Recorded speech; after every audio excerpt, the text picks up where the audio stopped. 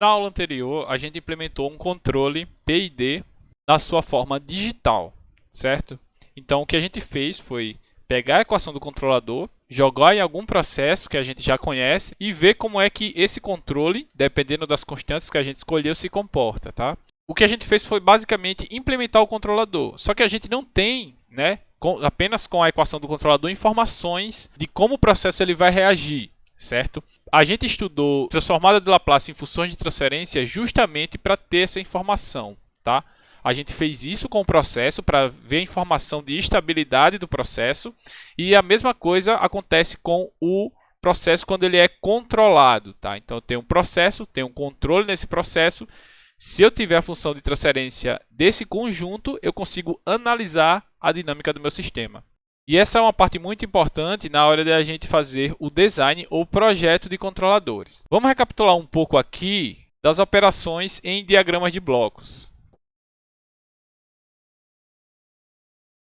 Então, eu tenho um processo que ele é dado por uma função de transferência GP, onde a entrada é U e a saída é Y, né? Então, quando eu tenho informação de U e eu tenho a função de transferência, eu tenho, consequentemente, o Y. Então, a minha saída Y é U vezes a função de transferência do processo, tá? Vamos deixar esse processo um pouco mais complexo agora, tá? Vamos colocar uma válvula aqui na entrada, que ela tem uma dinâmica. Então, se a válvula tem uma dinâmica de primeira ordem, por exemplo, ela vai ter uma função de transferência de primeira ordem. Eu vou chamar essa função de transferência de GV, G da válvula, que vai entrar no processo e vai ter como resultado uma saída Y. Vou chamar essa entrada da válvula de P. Dessa forma, eu tenho que U é igual ao quê? Eu tenho que U ele é igual a P multiplicado por GV. Continuando aqui, vamos colocar agora uma função de transferência para o meu controlador, que eu vou chamar de GC. Esse GC vai enviar uma informação para a válvula, que é essa informação P.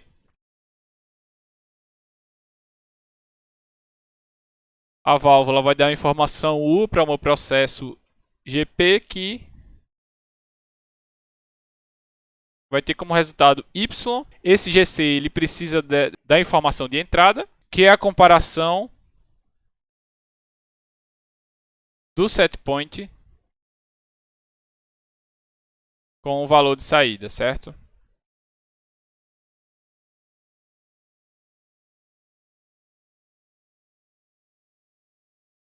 Fazendo agora, a gente encontrou quem era Y, encontrou quem era U e agora a gente vai encontrar quem é P.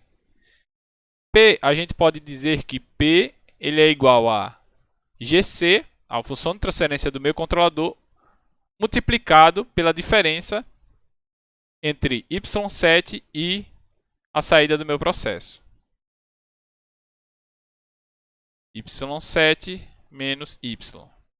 Eu vou colocar mais um componente que seria o sensor, tá? É o sensor que vai medir Y e vai enviar a informação para a minha operação de comparação. Então, eu vou colocar um sensor aqui, onde essa função de transferência eu vou chamar de G de S. Ela vai receber o Y e vai fornecer um YS, que é o Y do sensor. Então, é só a gente substituir aqui por, em vez de colocar Y, Y de S, que é o Y do sensor. Então, o P ele é igual ao GC multiplicado pela diferença entre o Y7 e a saída do sensor. E a gente também tem que o Y de S ele é igual a G de S multiplicado por Y.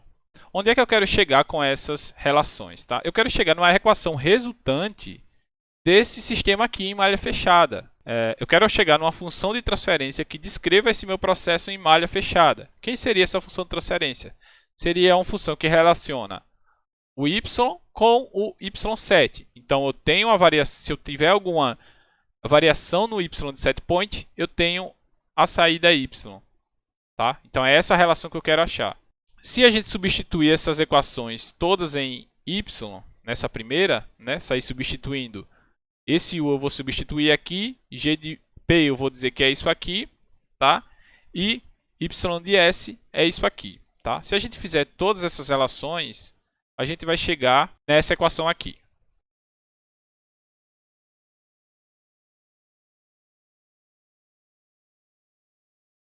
Eu vou passar o y7 para baixo, que é a variável de entrada.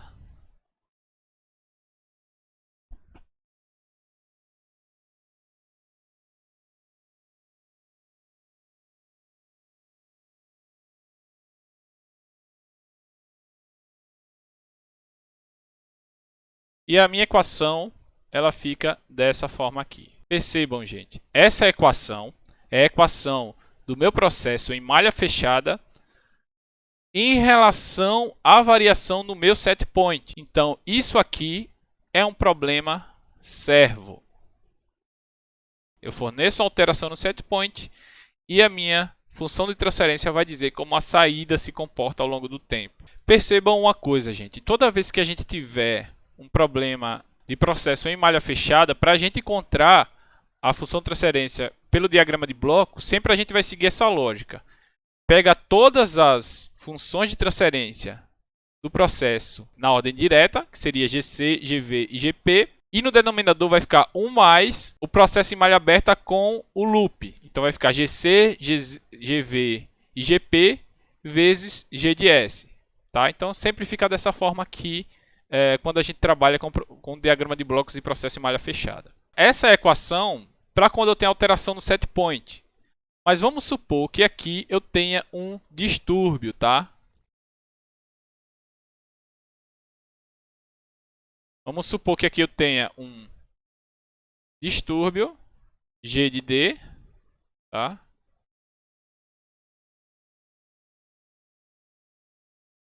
Que ele está influenciando diretamente no meu processo, ou seja, ele vai ser somado à saída do meu processo. Para esse distúrbio eu vou ter também uma entrada. E como é que ficaria a equação para influência apenas do distúrbio? A equação segue a mesma lógica. Primeiro eu pego a ordem direta, U de D em relação a Y, que vai ficar só G de D no denominador, Y em relação a U de D. Na ordem direta a gente tem apenas G de D em cima. E embaixo a gente coloca 1 mais todo esse loop fechado aqui. G de S vezes G de C vezes G de V vezes G de P.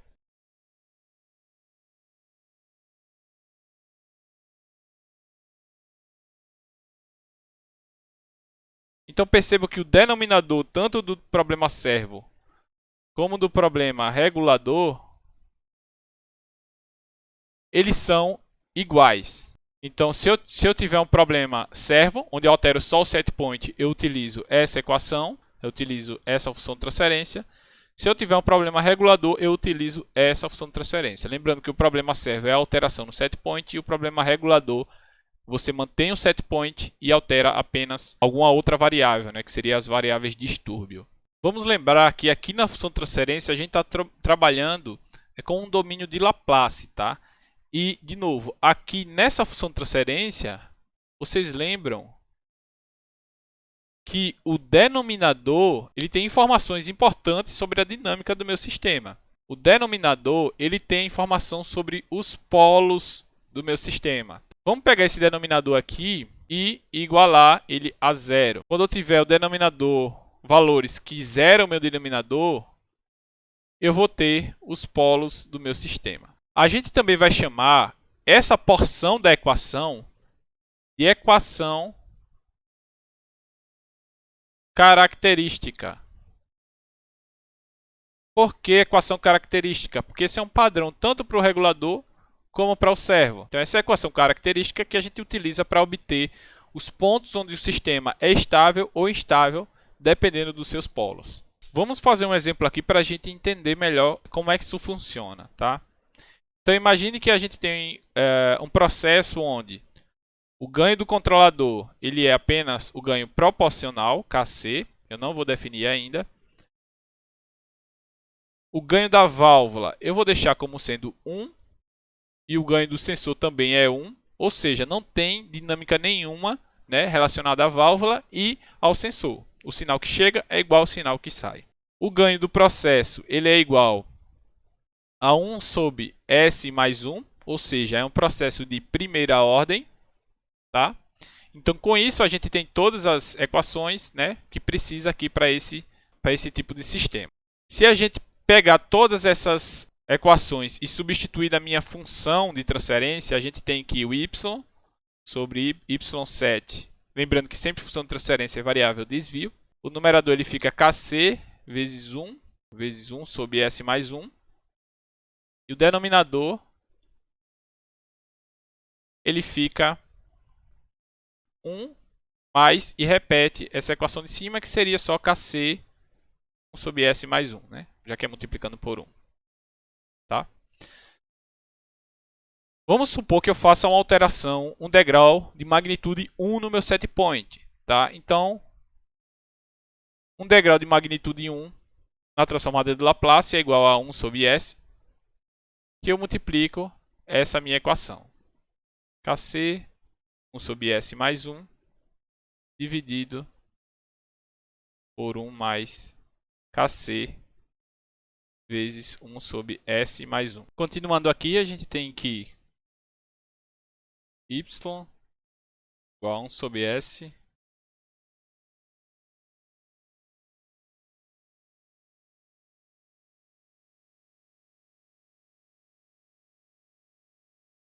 Então, a gente tem essa equação aqui. Se a gente pegar apenas a equação característica igual a zero, a gente tem que s ao quadrado mais s kc vezes s é igual a zero. Tá? Kc vezes s, né, é igual a zero. Com isso, a gente pode atribuir valores à minha constante do ganho proporcional e ver se o meu polo ele tem parte positiva ou parte negativa. Ou seja, apenas alterando o valor de kc, dá para perceber se meu processo ele é estável ou instável. Lembre-se que no plano S, a gente tem o eixo imaginário e o eixo real. O eixo imaginário ele tem informações sobre as senoidais e o real ele tem informações sobre as exponenciais. Se o meu polo estiver no lado esquerdo, ou seja, se minha parte real for negativa, eu tenho um sistema estável. Por outro lado, se eu tiver a parte real positiva do meu polo, meu processo ele é instável. Ah, mas se eu tiver apenas um polo na parte positiva e o resto todo negativo, ainda assim meu processo vai ser instável. Se eu tiver pelo menos um polo na parte positiva real, isso significa que o meu processo ele tem instabilidade. Vamos fazer um exemplo aqui com kc igual a 1, por exemplo. Se kc for igual a 1, me resta a equação s ao quadrado mais 2s, que é igual a zero. Tá? Então fica s multiplicado por s mais 2. Então eu tenho um polo em 0 e um polo em menos 2. Ou seja, eu tenho um polo real negativo. Meu processo é estável. E com isso a gente tem algumas situações possíveis, né? Se a gente tiver um polo negativo, a gente tem a resposta do processo de forma estável, né? Chega um momento que ela se estabiliza em um determinado valor. Como a parte real ela é igual a zero, então ele não tem oscilação. Se eu tiver parte imaginária, meu polo, né, e negativa, meu processo vai ser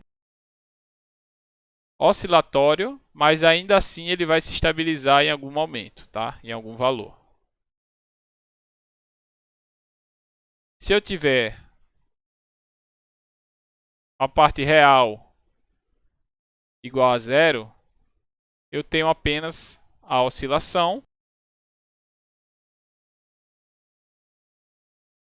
sem estabilizar. Se eu tiver parte imaginária zero e parte real positiva, eu tenho uma exponencial que ela não converge, né? Uma exponencial, ou seja, o processo ele é instável. E se eu tiver parte real positiva junto com a parte imaginária, nessa região aqui, nos meus polos, eu tenho uma resposta do processo oscilatória e instável, crescente exponencialmente, tá? Então, é essa informação que os polos vão me dizer em relação à resposta do processo. E percebam que aqui a gente está trabalhando com o valor de Kc, tá? Isso aqui já está relacionado com a escolha, né, da minha constante do controlador. Nesse caso, o controlador proporcional. Mas o que é que eu vou obter com isso? Tá? Eu não vou obter o valor exato necessário, ideal, para a minha sintonia. Eu só vou obter um limite. Né? A partir daquele limite eu não posso ultrapassar, porque meu processo vai ser instável. O que seria esse limite? Esse limite é chamado de limite de estabilidade. Tá? Quando tem um Kc crítico que divide entre a região estável e instável. Acima daquele valor ou abaixo daquele valor, eu não posso trabalhar porque eu vou obter um resultado indesejável, que é a instabilidade. Então, o que é que a gente fez até agora? Tá? A gente encontrou a função de transferência em malha fechada, a partir do processo com a função de transferência de cada um dos componentes. A gente encontrou a função de transferência de malha fechada, definiu quem é a função característica para localizar os polos de um sistema, fizemos um exemplo definindo quem é cada uma das funções de transferência, com um controle apenas proporcional, e encontrou qual é o valor para o valor de Kc igual a 1, se o processo é estável ou não. Tá? Imagine que a gente alterasse esse valor, né, de 0 até infinito e traçasse um gráfico aqui, certo? Esse gráfico é chamado de diagrama do lugar das raízes. Ele serve para a gente analisar a tendência do gráfico quando a gente muda o valor de Kc, né? Analisar a tendência dos polos quando a gente muda o valor de Kc. Tá? Só que, mais uma vez, esse é um método que ele não é muito aplicável porque ele é muito restrito. Né? Ele é restrito principalmente a processos que não têm atraso no tempo e processos que têm apenas a constante Kc em seu controlador. Agora a gente vai fazer a sintonia propriamente dita. Tá? Existem vários métodos de fazer sintonia do controlador. Alguns desses métodos são métodos puramente teóricos, que não são tão aplicáveis na prática. O que a gente vai estudar aqui em específico são os métodos empíricos de sintonia de controladores PID. Dos métodos empíricos, a gente tem dois principais tipos. Tá? A gente tem os métodos offline ou de malha aberta. Então, o que seria esse método offline ou método de malha aberta? Malha aberta é quando a gente não tem a utilização do controlador, né? O controlador está desligado e a gente está trabalhando só com um processo. Como é que funciona esse método offline? Então, no método offline, a primeira coisa que a gente vai fazer é desligar o controlador. No meu processo, eu vou colocar ele na forma manual. Posteriormente, eu vou dar um degrau na variável manipulada do meu processo. Então, esse degrau vai ser na variável manipulada e eu vou observar como ocorre a saída desse processo. 3. Eu vou aproximar a função de transferência do processo da válvula e do elemento sensor por uma função de transferência de primeira ordem, com atraso no tempo se necessário. Tá?